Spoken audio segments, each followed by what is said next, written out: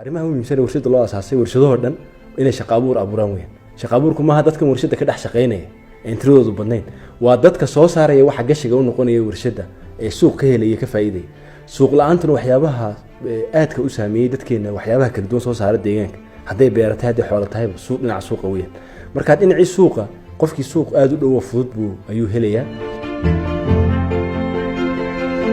warshadani maalinkii waxay qasaacadaynaysaa oo moorgaraynaysaa malab gaari kara 2000 oo kiilo maalinkii ay awood u leedahay. 2000 oo kiilo baa la gaarsiin karaa maalinkii. haddaba malabkan xaggu ka imanaya imika waxaa jira dhawaan 4 degmo tababar aanu la kaashanay xafiiska wasaaradda xoolaha iyo horumarinta xoolo dhaqatada, maadaama ay tahay iyaga wax khuseeya qaybtaasi in wax soo saarka malabka kor loo qaado. marka degmada Gursum, degmada Baabuli, degmada Fiiq iyo degmada Xamaro, afarta degmo tababaro 46 iskaashato ayaanu tababar iyo caawimo qalabkii gaaguurihii ayaanu u sameynay.